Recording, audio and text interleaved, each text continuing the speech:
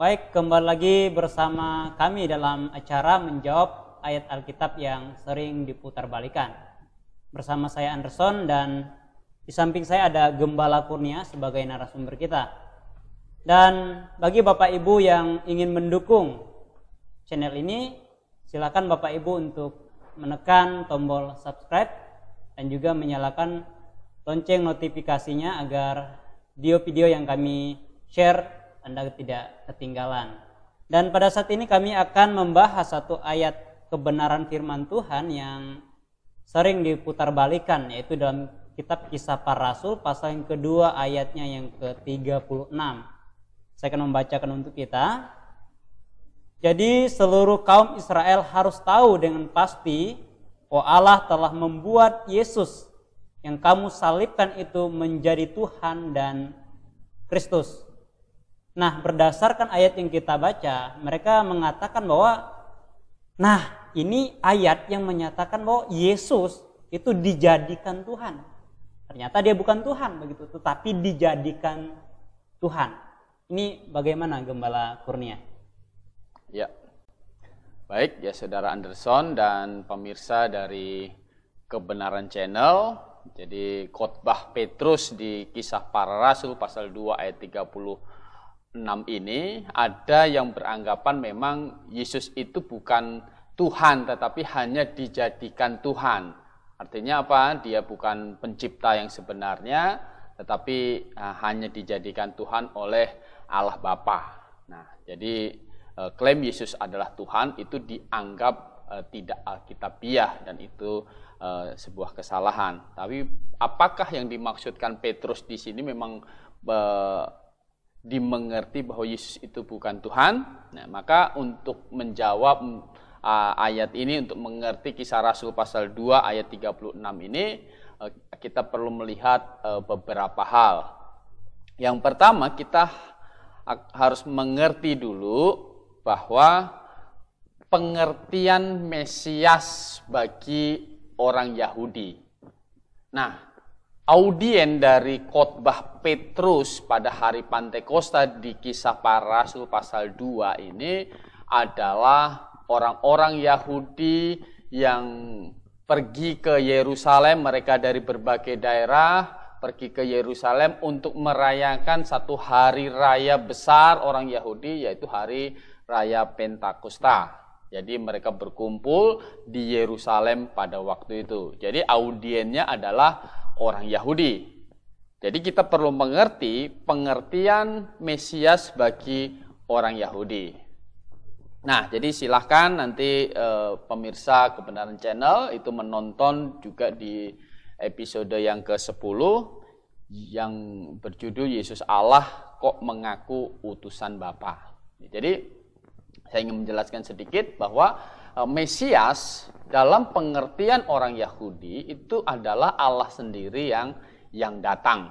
Jadi Allah datang untuk menyelamatkan, Allah datang untuk menjadi raja mereka. Dan Allah yang datang ini dinubuatkan dalam Mika pasal 5 ayat 1 dan 2, itu adalah datang di Bethlehem dan datang dilahirkan oleh seorang perempuan. Jadi pengertian Mesias bagi orang Yahudi itu adalah Allah sendiri yang datang. Siapapun yang mengakui dia adalah Mesias, maksudnya dirinya adalah Mesias, itu berarti harus membuktikan memang dia adalah Allah sendiri. Nah, jadi Yesus sudah melakukannya itu.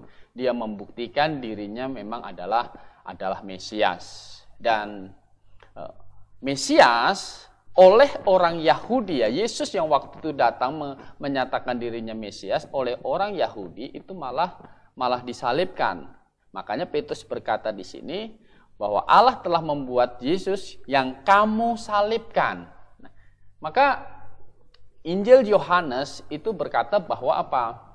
Yesus Kristus itu datang kepada milik kepunyaannya, tetapi orang-orang kepunyaannya itu tidak menerimanya. Maka di Yohanes pasal 1 ayat 12 yang menerimanya itu diberi kuasa menjadi anak-anak Allah, yaitu mereka yang percaya kepada namanya. Jadi mereka menyalibkan Yesus, Karena mereka itu tidak menerima Yesus itu adalah Mesias. Seperti itu. Nah, di sini Petrus ini mau menegaskan gitu, bahwa Yesus yang mereka salibkan itu adalah Mesias, itu adalah Tuhan. Begitu. Nah, itu yang pertama, kita mengerti dulu makna dari Mesias bagi orang Yahudi. Nah, kemudian yang kedua, kita mesti mengerti bahwa Yesus ini dijadikan Tuhan atau dijadikan Mesias, ya kan? Ini bukan di ayat ini artinya setelah bangkit atau Yesus itu jadi Mesias, tidak begitu. Tetapi Yesus sendiri mengakui dirinya itu memang adalah Mesias. Ya, coba kita membuka beberapa ayat. Ya. Yang pertama itu Yesus mengakui dirinya Mesias ketika dia bercakap-cakap dengan perempuan Samaria yang dia temui di sumur Yusuf. Ya, Yohanes pasal 4 ayat 25 dan 26, silahkan dibaca. Yohanes pasal 4 ayat yang ke-25 sampai yang ke-26. Jawab perempuan itu kepadanya, "Aku tahu bahwa Mesias akan datang yang disebut juga Kristus. Apabila ia datang, ia akan memberitakan segala sesuatu kepada kami." Kata Yesus kepadanya, "Akulah dia yang sedang berkata-kata dengan engkau." Ya. Jadi kepada perempuan Samaria ini percaya bahwa Mesias itu akan datang. Dan Mesias yang datang itu adalah yang Maha Tahu gitu. Dan makanya dia percaya bahwa nanti kalau Mesias yang akan datang itu akan memberitahukan segala sesuatu kepada kami, karena memang Mesias itu adalah Maha Tahu. Kenapa? Karena Mesias itu adalah Allah sendiri. Nah, Yesus di sini berkata kepada perempuan ini, "Akulah dia." Gitu. Jadi Yesus mengakui dirinya adalah Mesias. Dan Petrus di Kisah Rasul pasal yang ke-2 ayat 36, ini bukan hanya mau menyatakan bahwa Yesus itu ngaku-ngaku Mesias, tetapi Yesus Mesias itu juga dinyatakan oleh Allah Bapa. Begitu. Jadi Allah Bapa menyatakan bahwa dia adalah Mesias. Jadi kata menjadikan ini adalah satu noun, satu pengumuman bahwa Bapa menyatakan Yesus adalah Mesias dan juga adalah Tuhan, begitu. Nah, Yesus juga mengakui dirinya Mesias itu langsung juga kepada murid-muridnya. Kalau kita membaca Matius 16 ayat 20, silahkan. Matius pasal 16 ayat yang ke-20.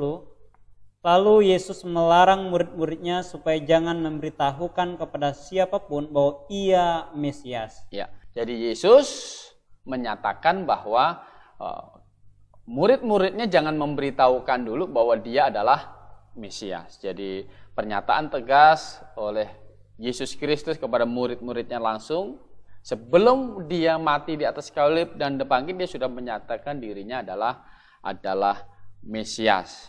Jadi kita bisa mengerti bahwa maksud Petrus di sini waktu mengatakan bahwa Allah telah membuat Yesus yang kamu salibkan itu menjadi Tuhan dan Kristus, itu bukanlah Yesus diangkat jadi Tuhan, bukan. Tetapi itu satu pengumuman bahwa Allah Bapa itu juga menyatakan Yesus adalah Tuhan, Yesus adalah Mesias. Jadi klaim Yesus adalah Tuhan dan Yesus adalah Mesias bukan hanya klaim dari Yesus sendiri, tetapi Petrus bersaksi bahwa Bapa juga menyatakan bahwa Yesus adalah Tuhan dan Mesias. Nah, oleh karena itu kita bisa melihat juga kesan dari orang yang mendengarkan khotbah Petrus ini.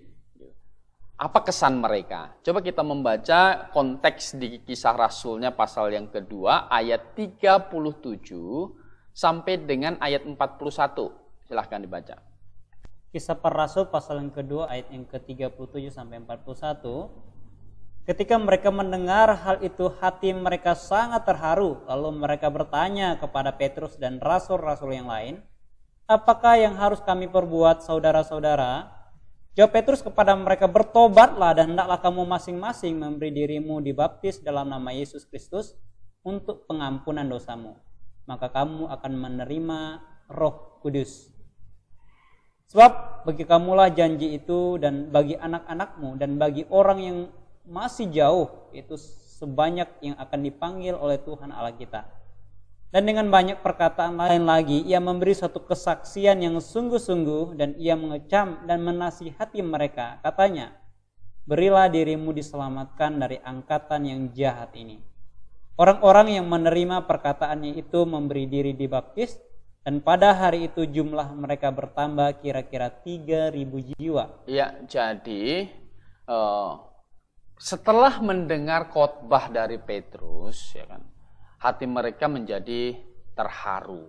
Mengapa? Karena mereka sudah berpikiran salah tentang Yesus Kristus. Mengapa?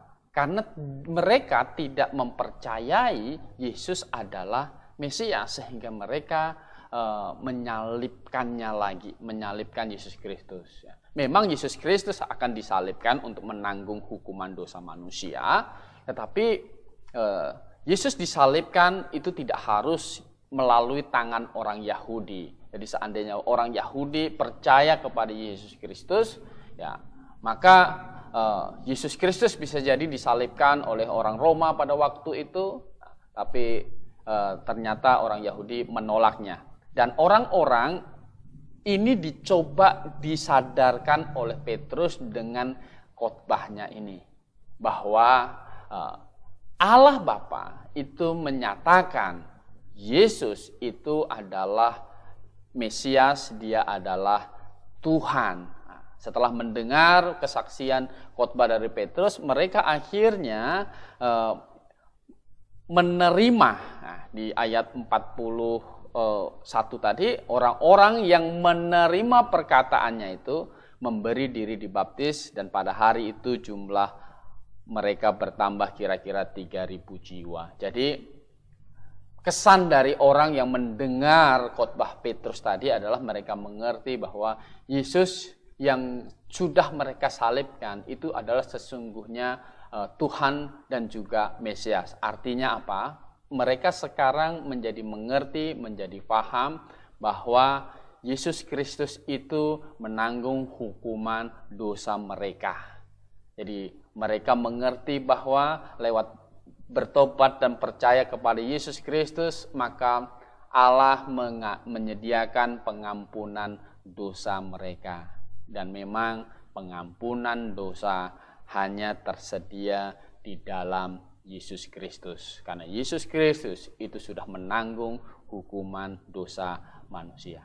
Siapapun yang tidak percaya, maka ia akan menanggung hukuman dosanya sendiri dan akan berakhir di dalam neraka. Tetapi barang siapa yang percaya kepada Yesus Kristus, dia diselamatkan, dia beroleh hidup yang kekal. Dan 3.000 orang yang mendengar khotbah Petrus ini, mereka diselamatkan. Dan mereka mengerti bahwa Yesus itu memang Tuhan dan Mesias mereka.